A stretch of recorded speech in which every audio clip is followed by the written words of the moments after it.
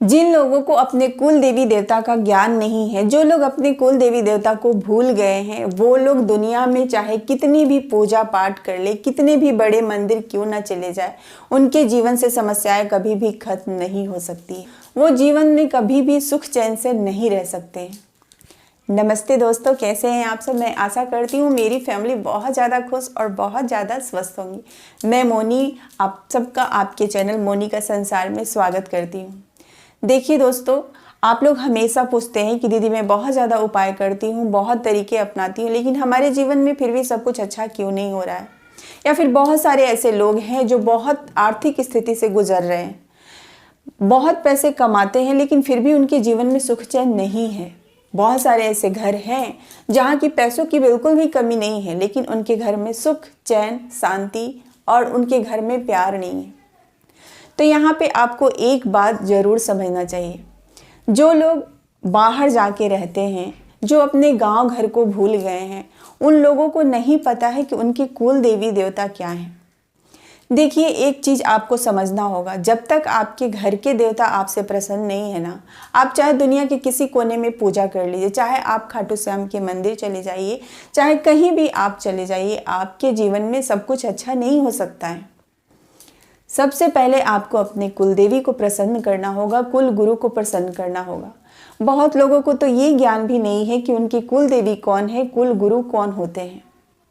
तो देखिए, जो आपके गांव में या फिर जो आपके घर परिवार में बड़े बुजुर्ग जिन देवी देवता का पूजा पीढ़ी दर पीढ़ी करते आ रहे हैं, वही आपकी कुल देवी या फिर वही आपके कुल गुरु होते हैं। हर किसी के अलग अलग होते हैं। जैसे बहुत लोगों के कुल गुरु होते हैं, बहुत लोगों के कुल देवी होते हैं। जैसे हम लोगों की है ना कुल देवी हैं।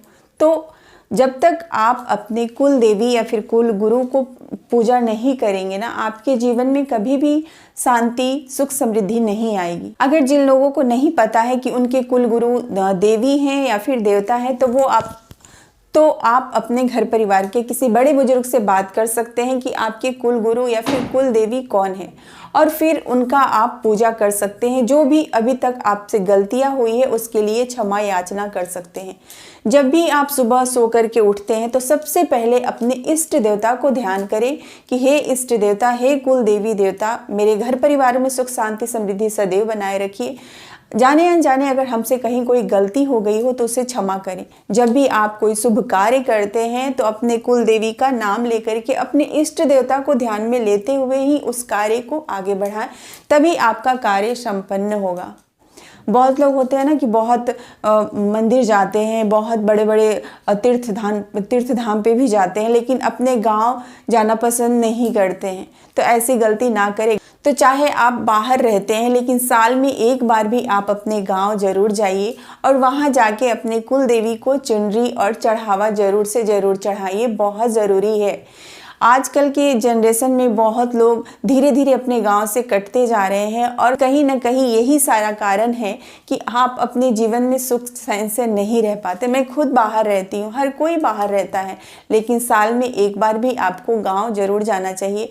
वहाँ कुल देवी को ध्यान करना चाहिए। माता कुल देवी को चुनरी चढ़ाएं, चढ़ावा चढ़ाएं, और जो भी शुभ कार्य करने जाते हैं, जैसे कि घर में किसी की शादी विवाह हो रही है, मुंडन हो रहा है, मतलब जो भी बड़ा अगर कोई ये फंक्शन हो रहा है ना, तो उनके लिए सबसे पहले कुल देवी का आशीर्वाद लेना बहुत ज़्यादा जरूरी है। क्या करना है आपको, जब भी सुबह उठे सबसे पहले कुछ और करे ना करे, सबसे पहले अपने इष्ट देवता का ध्यान करें।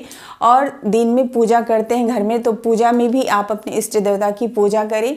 इसके बाद जब भी आप सोने जाते हैं, सोने से पहले अपने इष्ट देवता को ध्यान करें, भगवान को ध्यान करें, अपने पितृ को भी ध्यान करें। क्योंकि देखिए, हमारे घर परिवार में पितृ का भी आशीर्वाद होना बहुत ज़रूरी है। कहते हैं जिस घर परिवार में कुल देवी और पितरों का आशीर्वाद होता है, वो घर हमेशा ही दिन दूनी रात चौगुनी तरक्की करता है। उस घर में कभी भी किसी चीज़ की कमी नहीं होती है। तो इसलिए हमेशा दक्षिण दिशा की तरफ मुख करके, दक्षिण दिशा की तरफ ही पितृ का जगह होता है। अब आपको अगर नहीं पता है कि पितृ क्या होते हैं, तो पितृ उन्हें कहते हैं जो कि अब इस दुनिया में नहीं है, जो कि भगवान के पास चले गए हैं, तो वो हमारे पितृ देवता होते हैं।